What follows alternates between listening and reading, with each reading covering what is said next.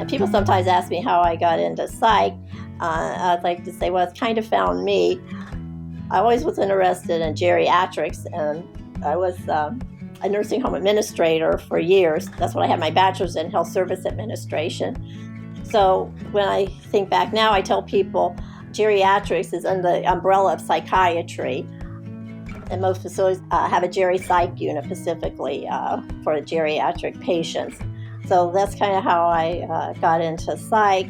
And I worked at the VA in the West Palm Beach for over 25 and a half years, working with veterans and serving them. I really didn't have any previous experience working with veterans. My father was a veteran, my husband's a veteran, but other than that, but my father always wanted me to work at the VA because of the benefits, he said. And they were just opening a new facility here when I was hired. And just over the years, it's just, I say, an honor and privilege to have worked at the VA. They're always cutting edge research and innovation. At the time, this was back in '95, we were like the only hospital in Palm Beach County where I lived that had electronic record. And the VA in general, nationwide, is always a leading factor in healthcare. Welcome to A Nurse First. This is Linda Casale, telling her own A Nurse First story.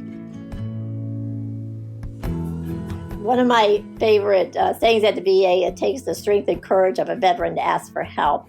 I just unfortunately think the military perspective is, just suck it up and move on and don't express your feelings. And so it's really difficult for a lot of them to express themselves. And we used to have a large percentage, unfortunately, substance abuse. That is just one mechanism. I always say it's a obvious physical presentation of something underlying. Usually it could be depression. A lot of times just transitioning from military life to civilian life. They were used to a schedule and, telling where to go, what to do, and this and that. They just don't feel like they belong, or they maybe have a flashback, nightmares. Psychiatric mental health wounds are usually the non-visible ones, and those can take the longest to heal. So someone, having PTSD that, can't sleep at night, and a lot of times won't leave the house because they don't trust being out. We have a lot of depression, feeling isolated and just not belonging to anything, or not having a job or being productive has a lot to do with it. A lot of guilt that maybe they came back and maybe the rest of their troop didn't, something like that. The VA, 3 or 4 years ago now, stopped all benzos and narcotics. Research has demonstrated opioids and benzos are not, especially opioids, are only for acute situations. Doesn't serve any benefit or whatever having long-term use of opioids and benzoids, which we all know they're addictive. And what does that mean? So you on it for a year or whatever, and it's not working. And so I say, yeah, they come back and say, it's not working, doc. Can you increase my dosage? Because otherwise I can't go to work and feed my kids and pay the rent. I mean, it's just a domino type effect. One of the reasons that I got interested in medical cannabis, I just remember I had a patient, they were up on the 6th floor, which is the medical unit, and they got transferred down to 3C, and that's the inpatient psychiatry, and he asked me something for pain, and I looked, he didn't have anything, so I called the medical doctor on call. She said, Linda, that patient was on whatever he was on, Percocet or something, up on medicine, and it's an active order. Why wasn't it, carried over and whatever? I was like, well, I don't know. I said, well, can you give me a one-time to get us through the night at least, because this guy's in pain?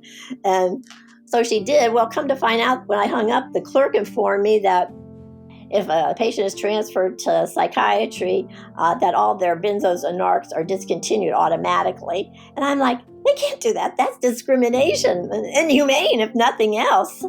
But it was cold turkey. They come downstairs, all they have ordered is Motrin. So that's why really part of the reason I wanted to find out about this medical cannabis, because they had offered them nothing else. They had nothing else in their toolbox. So after I graduated with my master's, I decided I was going to look into this medical cannabis and find out how and why it really worked. I retired from the VA in 2020, and since then I've been looking at different areas for my entrepreneurially. First, I was interested in doing a medical cannabis educational program for nurses, but there were several out there already. So I decided my demographic I wanted to focus on was veterans, because they kept telling me how great it was, and it was helping them with their PTSD and sleep and anxiety. And in the last year, I've been working on creating an integrative holistic healing program for veterans. And in that program, it's integrative, and nursing as a generality is holistic, but this focuses on, and I wanted something that was incorporated medical cannabis. So it has 10 different modules and 10 different videos to go along with it that go over all different areas of holistic care, religious, spirituality, relationships, health, nutrition. I have a module on a CBD guide to give a little overview of how medical cannabis works. Our mantra is that, it's the integrative holistic program to assist veterans transitioning to a whole health program to improve their overall quality of life, using holistic interventions. Fully understanding the mental and physical pain veterans face from her time with the VA, Linda officially founded Integrative Holistic Healing for Veterans in July 2022 to focus on whole person health and honor the patients she served in her nursing career.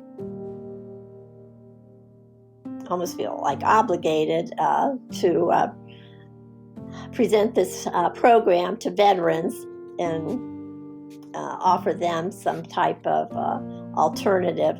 It's one component in it all. There's no magic pill, we all know, unfortunately, for any disease process. And just like medications, medical cannabis needs to be considered a medication with its risk and benefits, but certainly the risks are less than any type of opioid or benzo, and the benefits certainly outweigh any type of risk to improve their quality of life. And I've seen it for years. I wanted to call it a integrative holistic healing because I'll tell you, most nurses that are cannabis nurses, they just emphasize, medical cannabis as their coaching. But I wanted one to make a program different than all the other things that was out there, but also improve the results of what the use of medical cannabis with all these integrative other type interventions that have better outcomes. Conversely, most holistic programs don't include a CBD, or come out and say they do anyway. Part of the program is a CBD guide. I found a company that I feel like their products are high quality and effective, so they get high quality products. To make the highest quality results, you need to have high quality products. That's why we have the weekly webinars also, or groups, to discuss how they're coming along, if they're having any side effects or problems with where they are in the program or with the cannabis that they're using. And just the camaraderie and of just talking with each other. Like I said, that therapeutic milieu of just being together and talking. The first veteran I treated with medical cannabis was an 84-year-old white male. I think he had been using the oil previously, and then he stopped it for about a month. And then last January, he woke up one morning, he said, and he couldn't put weight on his left leg at all. He just had to use a walker, and whatever, he was been using a cane. So I started him on the CBD tincture, 1,000 milligrams, and ordered him the recommended the topical also. I'm a firm believer in any type of acute situation. You need to do inside, outside, meaning taking something internally plus topically if you can. I think May or June, he was able just to use the cane again. So that was just a real miracle for me to see such a transition, because so to be physically limited in what he could do and be in so much discomfort was really impairing his quality of life. He doesn't really take anything for pain. He has better days, some days better than other, but at least he's able to ambulate and get around with his cane again. Seeing this work firsthand must give you a lot of optimism for the future of medical cannabis. What do you hope that looks like?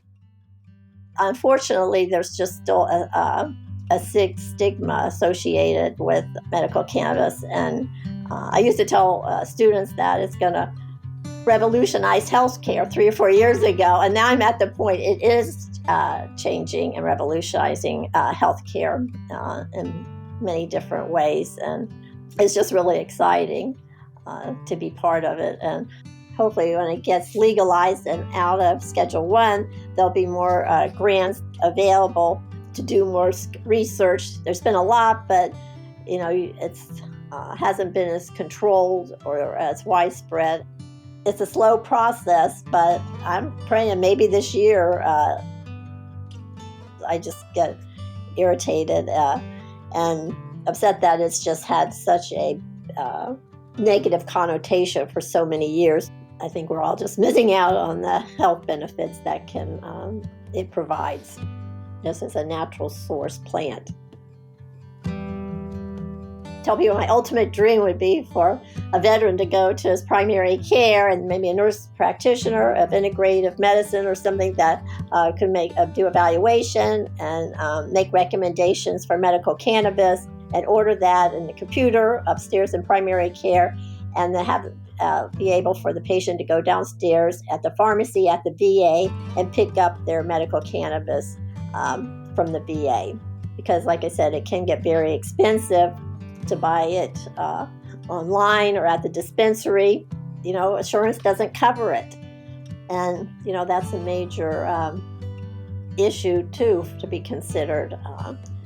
I have faith in the VA that eventually we'll get it out of Schedule 1 and be legal for the VA to integrate that. They do have a holistic program already that they offer veterans, which is excellent. But of course, they can include the CBD or medical cannabis as part of that, and that's one of the differences that, like I said, I can offer veterans. So that's just another opportunity for veterans to get a holistic, integrative approach that includes the medical cannabis, which is different, unique from any others that I'm aware of.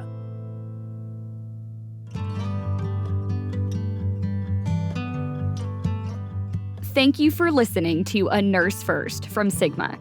If you loved this episode, do us a favor and subscribe, rate, and leave us a review.